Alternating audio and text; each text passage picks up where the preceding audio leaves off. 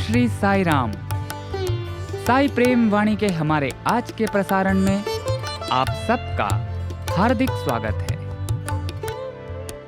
आज हम आप सबके लिए लेकर आए हैं सुमधुर कार्यक्रमों की मनमोहक कड़ी।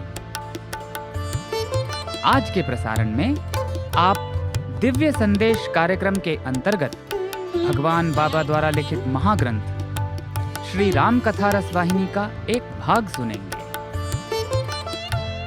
तो चलिए कार्यक्रम का शुभारंभ करते हैं।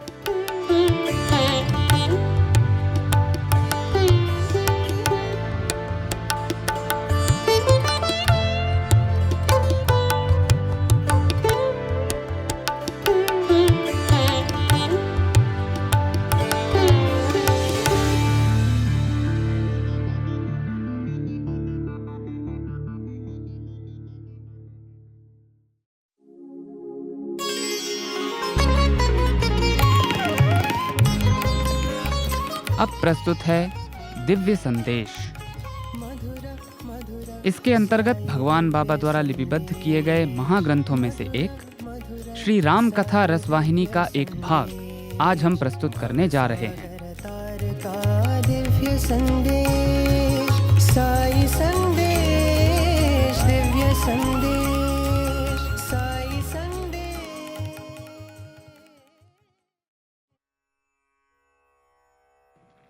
राम ने उनके मानसिक द्वंद्व को देखा और अवसर देख वह उनके स्पर्श और श्रद्धांजलि के लिए कैकेयी के पास गए। कैकेयी इसी अवसर की प्रतीक्षा में थी। वे राम के चरण पकड़कर बोली, पुत्र, तुम मुझसे बहुत छोटे हो, तुम मेरे बेटे हो, किंतु फिर भी तुम गुणों और ज्ञान के कारण संपूर्ण लोक के स्वामी हो। अतः मैं तुम्हारा चरण स्पर्श कर कोई अनुचित कार्य नहीं कर रही हूं। मेरे पाप को क्षमा करो। आओ, अयोध्या का राज्य करो। केवल इसी से मेरा कलंक दूर हो सकता है। यदि ऐसा नहीं करो तो भरत को अपने पास निज चरणों में रखो। मुझे यह वरदान दो, इससे मुझे मेरे जीवन काल में शांति मिलेगी। इस इच्छा पूर्ति के बाद जीवन में मेरी कोई अभिलाषा नहीं है। मैं स्वयं चकित हूं कि मैंने ऐसे दो वरदान मांगे जिन्हें कोई अति दुष्ट दानव भी नहीं मांगता। क्या जब मैं कैकेयी राज्य के राजा की पुत्री थी तब मैंने ये मांगा था, अथवा कुत्सित बुद्धि होने पर क्या मैंने ये वचन कहे थे, या मैं किसी दुष्ट नक्षत्र के विषैले प्रभाव में थी? मुझे कुछ नहीं मालूम, मैं नहीं बता सकती। वे राम का हाथ पकड़कर मनस्ताप से रुदन करने लगी। उनकी ऐसी दशा पर राम के नेत्रों से अश्रु ढुलक आए। राम ने अपने नम्र और मधुर वचनों से उन्हें शांति प्रदान की। उन्होंने कहा, माता, आपने कोई अपराध नहीं किया है। समाज तो कौओं का समूह है। लोग बिना किसी नियम या कारण चिल्लाते और कर्कश नाद करते हैं। मनुष्य अज्ञानतावश सत्य जानने का प्रयत्न नहीं करते और चंचल चित्त के आदेश पर चलते हैं। वे दो वरदान आपने संबंधों का पूर्ण ज्ञान होने पर भी स्वेच्छा से नहीं मांगे थे। यह सब तो मेरी इच्छा अनुसार ही हुआ है। मैंने जिस प्रयोजन से अवतार लिया है और जो कार्य करने का निश्चय किया है, उसकी पूर्ति में आपने मेरी बहुत सहायता की। आपने कोई कुकर्म नहीं किया। मां, मुझे अत्यधिक पश्चाताप हो रहा है कि आपको लंबे समय तक मुझसे इतनी प्रार्थना करनी पड़ी, जबकि मुझे कृतज्ञता अभिव्यक्त करनी चाहिए कि आपने मेरी इस कार्य योजना में बहुत सहायता की। जो हो गया उसके प्रति शोक मत करो। यदि आप ऐसा करेंगी तो मेरे कार्य में बाधा आएगी, जिससे मेरे दिन अशुभ हो जाएंगे। मां, मुझे आशीर्वाद दो, मुझ पर अपनी स्नेह वर्षा करो। मां, मुझे शुभाशीष दो। राम इस प्रकार प्रार्थना करते हुए कैकेयी के चरणों पर गिर पड़े। राम ने ऐसे वचन सुनकर कैकेयी को किंचित मानसिक शांति हुई। कौशल्या और सुमित्रा अन्य रानियों ने भी यह वार्तालाप सुना, और जब उन्होंने यह अनुभव किया कि कैकेयी तो केवल दिव्य इच्छा की यंत्र मात्र थी, तो उन्होंने भी अपनी बहन कैकेयी को सांत्वना और शांति दी। फिर भी कैकेयी अपनी इच्छा पर दृढ़ रही और प्रार्थना करती रही कि राम राज सिंहासन स्वीकार करें और सीता को अयोध्या की रानी बना स्वयं राज्य करें। लक्ष्मण, भरत और शत्रुघ्न उनकी सेवा करें और राजसभा में राम के राजनिष्ठ साथी बने। उन्होंने कहा कि मृत्युकाल तक वे अपना जीवन इस गौरव दर्शन और आनंद की अंशभागी बन व्यतीत करेंगी। उन्होंने कई बार ये शब्द दोहराए और अपनी इस इच्छा पूर्ति के लिए वरदान मांगा। इस प्रकार प्रार्थना, विनती, सांत्वना, स्पष्टीकरण और रुदन आदि करते हुए उन्होंने जंगल में 4 दिवस और 4 रात्रियां व्यतीत की। उनके पास सब कुछ था, केवल एक ही इच्छा उनके हृदय में उद्वेलित हो रही थी कि राम किसी प्रकार अयोध्या वापस चले। अंत में राम ने गुरु वशिष्ठ तथा भरत को रानियों एवं नागरिकों सहित अयोध्या लौटने का आदेश दिया। इस समाचार को सुनकर सब लोग निराश हो गए। उन्होंने कहा कि उनके लिए तो वह स्थान जहां राम थे आनंदपूर्ण था, मानो लाखों स्वर्ग इकट्ठे कर दिए गए हों। अतः उन्होंने वहां से जाने से इनकार कर दिया। उन्होंने कहा कि जो ईश्वर की अनुकंपा से विहीन है वे ही जंगल से राम के निवास स्थान से वापस जाएंगे। उन्होंने कहा, अरे यह तो हमारा सौभाग्य है जो हमें यहां लाया है। पवित्र मंदाकिनी नदी में स्नान, भूख के समय स्वादिष्ट फल आदि का भोजन, नयनाभिराम और हृदय को प्रमुदित करने वाले सीता व राम के दर्शन, भला इसके अतिरिक्त स्वर्ग और कहां होगा? यही परमानंद है।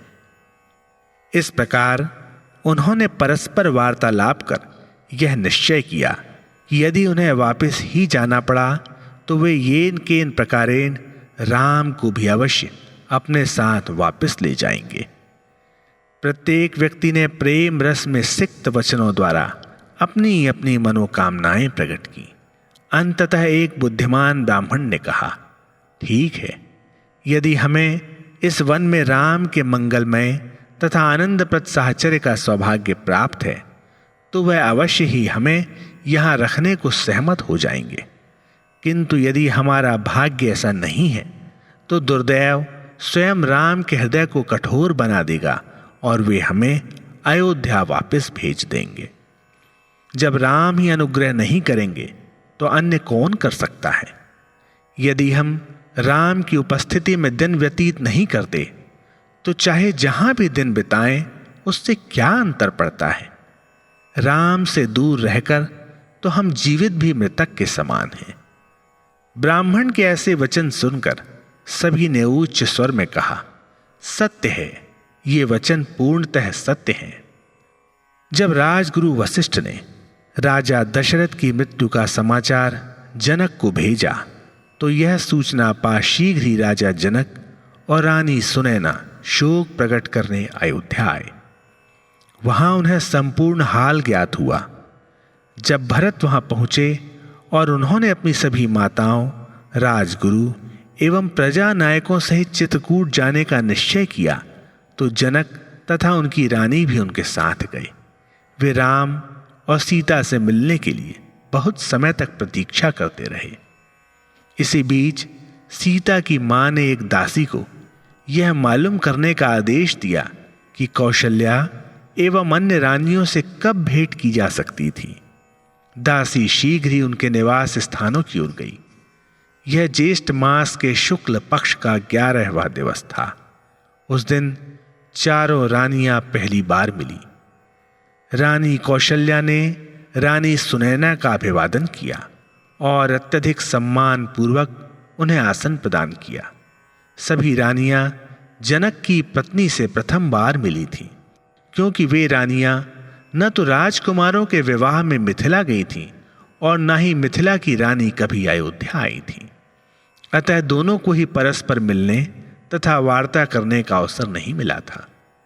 ज्यों ही रानी सुनैना ने अयोध्या की रानियों कौशल्या, सुमित्रा तथा कैकेयी को देखा, त्यों ही उन्होंने यह अनुभव किया कि उन रानियों के प्रेम पूर्ण वार्तालाप से, मृदु व्यवहार तथा दयालु संसर्ग से कठोर रत्न भी पिघल जाएगा। सुनैना को ऐसा आभास हुआ जैसे उनके शरीर क्षीण और मस्तक शोक से झुके हुए थे।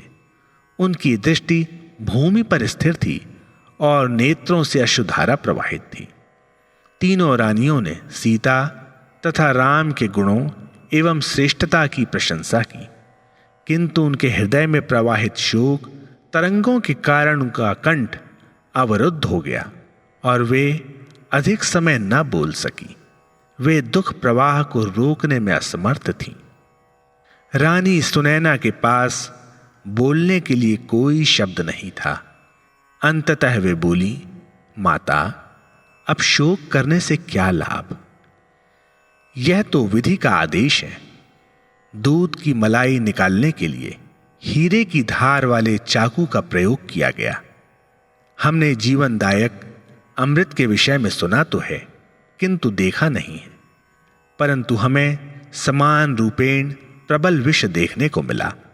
हमें कौवों, सारसों, गिद्धों तथा उल्लुओं का केवल दृष्टिगत अनुभव है, किंतु मान सरोवर में निवास करने वाले दिव्य हंस का साक्षात अनुभव दुर्बोध है। रानियों, नियति का यह खेल ऐसे विरोधों एवं बाधाओं से परिपूर्ण है जो हमें व्याकुल करते हैं तथा जो बच्चों के स्वेच्छाचारी खेल के समान आते हैं। इस प्रकार रानियों को सांत्वना देते हुए सुनैना भी अपने अश्रु नहीं रोक सकी। इस पर कौशल्या ने कहा, सुनैना, किसी विशेष व्यक्ति के दोष के कारण ऐसा नहीं हुआ है। सुख दुख, लाभ हानि आदि सभी मनुष्यों के वचन, कर्म तथा विचारों के फल हैं। क्या यह घोषित नहीं किया गया है कि अवास्यम अनुभोक्तव्यम कृतम कर्म शुभाशुभम? शुभ या अशुभ जैसे भी कर्म किए हैं उनके परिणाम तो भोगने हैं अथवा आनंद उठाना है। ईश्वर कठोरतापूर्ण कर्म विधि को जानता है। वह कर्मानुसार सबको फल देता है। प्रत्येक व्यक्ति यह दिव्य आदेश शिरोधार्य करता है। रानी, हम माया जाल में फंसे हैं और हम व्यर्थ ही शोकाकुल हो जाते हैं। पूर्व जन्मों में अर्जित तथा संचित गुण हमें दुख में क्यों छोड़ देते हैं? क्या संसार की सृष्टि से भी पूर्व से चला आने वाला कारण और परिणाम का नियम हमारे कारण मिटाया जा सकता है? ऐसी आशा करना तो मूर्खता है। कौशल्या ने दीर्घ श्वास लेते हुए अपने सांत्वना सूचक वचन समाप्त किए।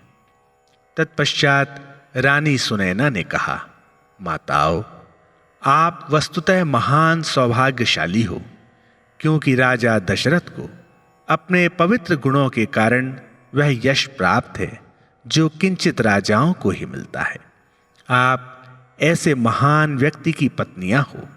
आप धर्म स्वरूप तथा प्रेम की प्रतिमूर्ति उस राम की माताएं हो जिसका हृदय सभी प्राणियों के प्रति दयापूर्ण है। आपने संपूर्ण विश्व में अमर कीर्ति प्राप्त की है। आपने अभी जो कहा है वह परम सत्य है। सुख दुख तो दो पात्र हैं जो तुला दंड पर समान रूप में लटक रहे हैं और कंधों पर रख दिए गए हैं। प्रत्येक व्यक्ति को इन दोनों पात्रों को समान रूप में रखना है। यदि किसी मनुष्य को कोई दुख नहीं है तो वह सुख की पहचान भी नहीं कर सकता। क्या वह कह सकता है, ना सुखा लभ्यते सुखम, सुख से कोई सुख नहीं मिलता? क्या ऐसा नहीं है? कौशल्या ने सिसकते हुए दुखपूर्ण वाणी में कहा, यदि सीता, राम तथा लक्ष्मण वन में रहेंगे तो अनेक आपत्तियां आएंगी। मुझे ज्ञात है कि भरत राम के वियोग को सहने में असमर्थ है। सीता, राम व लक्ष्मण को देखकर मुझे जितना दुख होता है, भरत को देखकर मेरा दुख उससे भी अधिक बढ़ जाता है। भरत के विषय में सोचने पर मैं कांप जाती हूं। सुमित्रा तथा कैकेयी भी इससे सहमत थीं कि यह बात सत्य थी। वे दोनों भरत की दशा पर दुखी थीं। तदुपरांत सुमित्रा ने कहा, माता, तुम्हारे आशीर्वाद तथा शुभकामनाओं द्वारा हमारे पुत्र तथा पुत्रवधुएं गंगा के समान पवित्र हैं। भरत ने पहले कभी राम के भाई होने का दावा कर उनसे कुछ नहीं मांगा, किंतु अब वे उनसे याचना कर रहे हैं कि वे उनकी कामनाएं सात्विक तथा उच्च धार्मिक रूप में पूर्ण करें। यहां तक कि वाग्देवी सरस्वती भी भरत को महान व्यक्ति व्यंजित करने वाले उनके गुण, नम्रता, हृदय विशालता, भ्रातृ प्रेम, धर्म में अटूट विश्वास, उत्साह एवं उस उत्साह की दृढ़ता आदि के वर्णन का कार्य करने में संकोच करेंगी। क्या घोंगे के शंख द्वारा समुद्र को मापा जा सकता है? भरत सर्वदशाओं में राजवंश का दीप्तिमान दीप है। लोगों ने अभी तक यह अनुभव नहीं किया। मणि का मूल्य निर्धारित करने से पूर्व इसकी परख करनी चाहिए। स्वर्ण की सत्यता एवं शुद्धता जानने के लिए उसे कसौटी पर कसना चाहिए। अतः इस समय हमें भरत के विषय में निराशापूर्ण वचन नहीं बोलना चाहिए। हमारी बुद्धि दुखाभिभूत और पुत्र वत्सलता के कारण भ्रमित है। सुमित्रा इस प्रकार से सांत्वना सूचक बुद्धिमत्ता पूर्ण वचन समाप्त करती हुई अपने अश्रु पोंछने लगी। उनके वचन सुनकर मिथिला की रानी सुनैना ने यह सोचा कि अयोध्या की ये रानियां कुलीनता में एक से बढ़कर हैं। उन्होंने निज बच्चों की स्वयं प्रशंसा नहीं की, जैसे प्रायः माताएं अपने बच्चों की प्रशंसा स्वयं करने में प्रवीण होती हैं। उन्होंने परस्पर एक दूसरे के पुत्र की प्रशंसा की। यह तो संसार की अन्य माताओं की प्रकृति के विरुद्ध है। वे अपने पति की अन्य पत्नियों के पुत्रों का किस प्रकार वर्णन और प्रशंसा कर रही हैं। ये रानियां जो अपने तथा अन्य रानियों के पुत्रों में अंतर नहीं मानती, ये संपूर्ण विश्व के लिए आदर्श गृहिणियां हैं। आह, कैसी विशाल हृदया हैं! उनके प्रेम पूर्ण विचार कितने शुद्ध और संपन्न हैं। कौशल्या ने अल्प साहस संचित कर सुनैना से कहा, ओ मिथिला की रानी, तुम ज्ञान सागर राजा जनक की पत्नी हो। हम अज्ञान के कारण प्रलाप करते हैं, फिर भी मैं आपसे प्रार्थना करती हूं कि शीघ्र ही जब भी राजा बात सुनने की वृत्ति में हो तो उनसे मेरे ये वचन कह देना। राम के पास जाकर उन्हें सहमत कर लें कि वे भरत को भी कुछ समय तक अपने साथ वन में रख लें। लक्ष्मण तो राम की उपस्थिति में वहां कुछ समय व्यतीत कर चुके हैं, अतः उन्हें अयोध्या के कार्य एवं शासन की देखभाल के लिए वहां भेजा जा सकता है और शत्रुघ्न को लक्ष्मण के साथ अयोध्या का कार्य करने का आदेश दिया जाए। यदि राम उन्हें स्वीकार कर लें तो शेष समस्याओं का स्वयं ही शीघ्र समाधान हो जाएगा। भरत की दशा को देखकर ही मुझे यह चिंता हो रही है।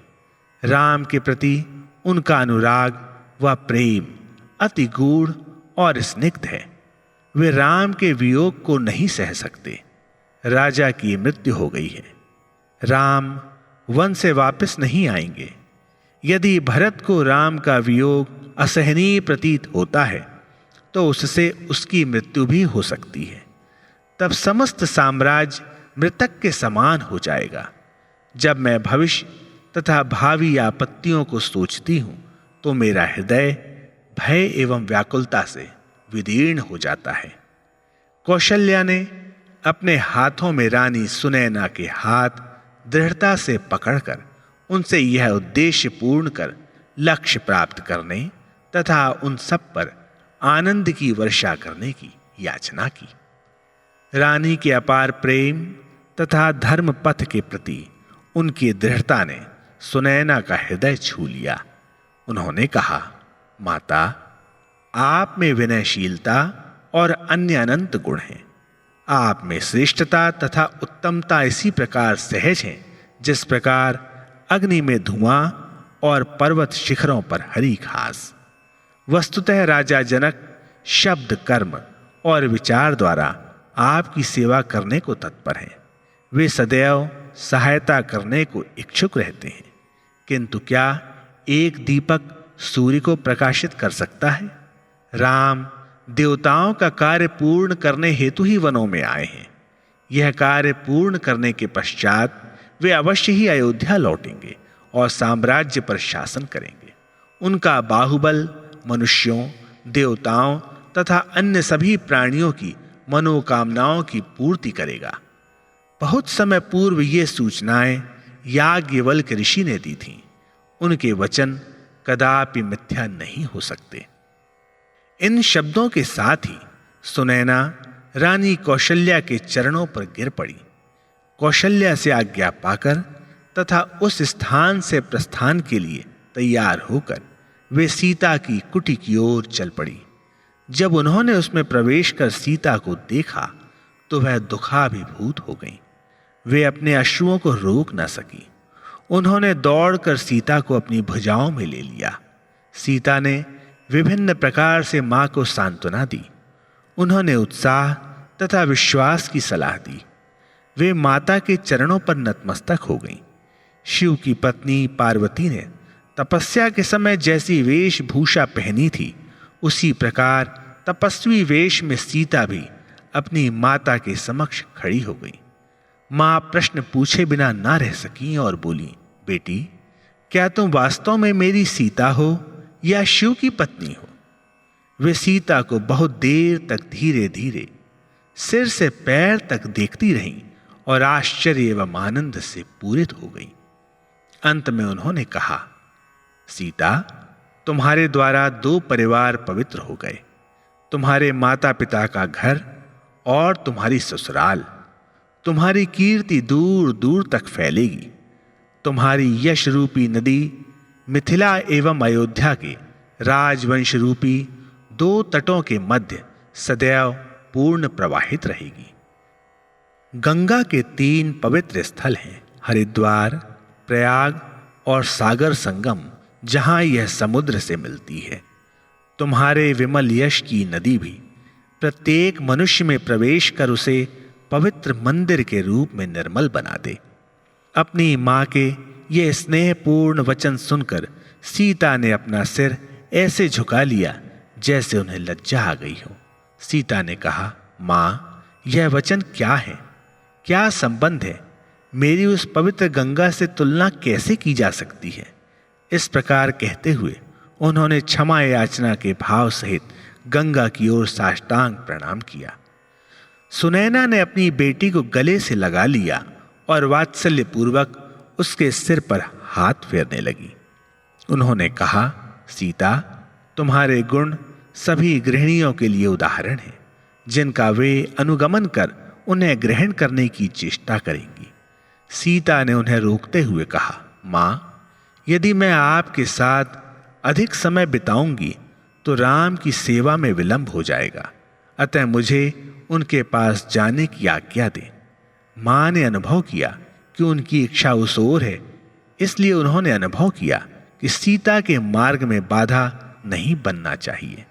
उन्होंने सीता का आलिंगन कर अंत में कहा, बेटी, तुम जाओ और स्वेच्छानुसार राम की सेवा करो।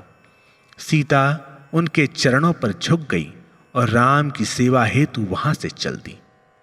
सुनैना बहुत देर तक सीता में राम के प्रति सादर भक्ति भाव तथा गुणों पर विचार करती रही, और जब तक सीता आंखों से ओझल नहीं हो गई तब तक मां उन्हें निर्निमेष हो देखती रही। वह सीता को देखती और उनकी प्रशंसा करते हुए उसी स्थान पर खड़ी रही। तभी उनकी दासी वहां आकर उनका ध्यान भंग करते हुए बोली, माता, सीता अंदर चली गई हैं, अतः अब यदि हम अपने घर लौट जाएं तो उत्तम होगा। सहसा सुनैना अपने अश्रु पोंछती हुई पीछे मुड़ी और बोझिल कदमों से अपनी कुटी की ओर चल पड़ी। इस समय सूर्यास्त हो गया था। अतः राम, लक्ष्मण, भरत और शत्रुघ्न स्नान तथा देवताओं की नैमिक पूजा जैसे संध्या के संस्कार हेतु नदी पर गए। पंडित, ब्राह्मण जाति के लोग, मंत्रीगण एवं अन्य व्यक्ति भी उनके साथ गए। इन सब नियमों की समाप्ति पर उन्होंने कंदमूल आदि खाए और निर्धारित वृक्षों के नीचे लेट गए। प्रभात बेला होने पर प्रातःकालीन नियम संपन्न करने के पश्चात सभी लोग राम की पर्णकुटी के पास एकत्रित हो गए। राम मुग्धकारी मुस्कान सहित बाहर आए और अपार भीड़ में प्रत्येक के पास गए और उससे प्रेम पूर्वक उसका कुशल क्षेम पूछा। जब राम भरत के पास आए तो भरत उनके चरणों में गिर पड़े। उन्होंने कहा, भगवन, मेरे हृदय में एक इच्छा उत्पन्न हुई है, किंतु मैं भय और लज्जावश इसे कहने में असमर्थ हूं। राम ने अपने प्रिय भाई के सिर पर हाथ फेरते हुए कहा, तुम मुझे बताने में संकोच क्यों करते हो? आओ, मुझे बताओ, तुम्हारी क्या इच्छा है?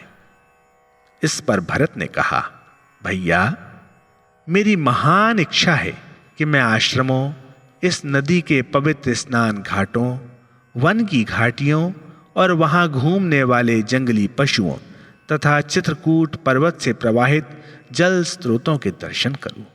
ये सब आपके चरण कमलों के स्पर्श से पवित्र हो गए हैं।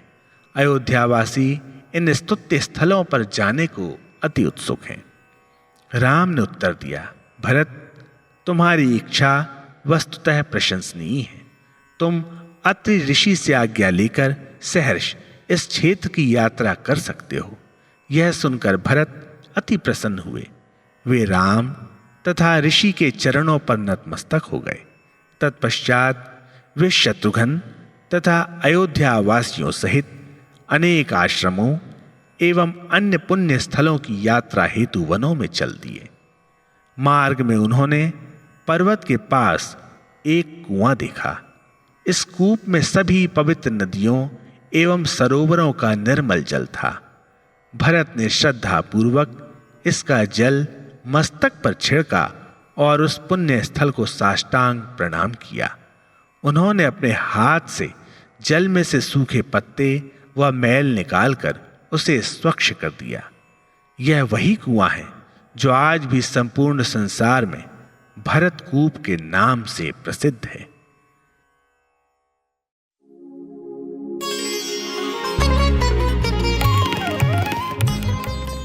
अभी आप सुन रहे थे दिव्य संदेश। आज आपने भगवान बाबा द्वारा लिपिबद्ध किए गए महाग्रंथों में से एक श्री राम कथा रसवाहिनी का एक भाग सुना। भवसागर तार का दिव्य संदेश, साई संदेश, दिव्य संदेश, साई संदेश।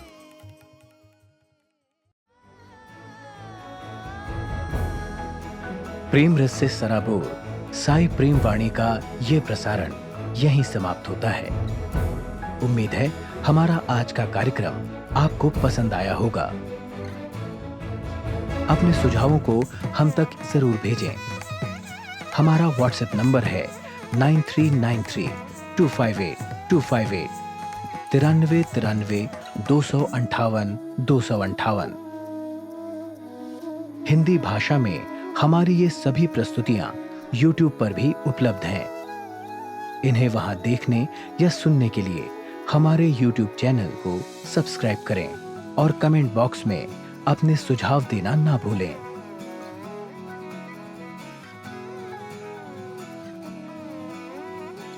भक्तगण जिस प्रकार गंगा जी का जल गंगा जी से लेकर गंगा जी में ही खड़े रहकर गंगा जी को ही अर्पित करते हैं, उसी प्रकार हे स्वामी, आपकी प्रेरणा और नियंत्रण में बना ये प्रसारण आपको ही समर्पित है।